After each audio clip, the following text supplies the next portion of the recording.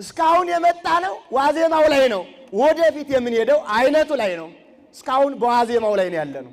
የመከራ ዋዜማ የፈተና ዋዜማ ነው። ወደፊት የምንቀጥለው የመከራ አይነት ላይ ነው። እንፈተናለን። ውስጥ እንፈተናለን፣ ውጭ እንፈተናለን። ሰላም ያሳጣናል። እንስቃለን፣ እናወራለን፣ አይሰማንም። ምን እንደጠፋ አናቅም። መኖር ነው። እንበላለን፣ እንጠጣለን፣ አለቀ። እንደርሳለን፣ እንመለሳለን፣ አለቀ። ምን አይነት ክርስትና ይኑረን? እንዴት ነው የምንከተለው?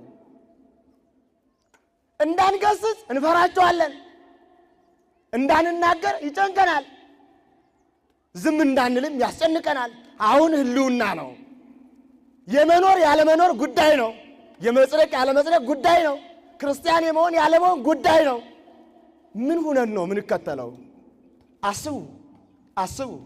እኛ የመከራ መዓት እንደ ድንጋይ ወፍጮ እየመንደመዥ እየዞረ ታቹነን ምንደንስ ሰዎች ነን።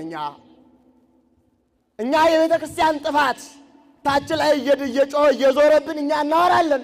አሁንም አይገባንም። ሞትም አያግባባንም። መከራም አያግባባንም። የቤተ ክርስቲያን ጉስቁልናም አያግባባንም። የክርስቲያኖች መንፈሳዊ ሕይወት መጓደልም አያግባባንም። በየቤታችን ይጠፋብናል። ወዴት መሄድ እንዳለብን አቅጣጫ አናይም። ሁሉን ትተን ተከተልንህ። እንዴት እንከተለው? እንዴት ነው የምንከተለው? ትናንት ነበርን፣ ዛሬም አለን። እንዲህ ነው የምንቀጥለው ወይስ ለውጥ እናመጣለን? ታላቋን ቤተ ክርስቲያን ትንሽ አድርገን እንቀጥላለን? ዋጋ የተከፈለባትን ያለ ዋጋ ጥለን እንቀጥላለን? ወይስ ቤተ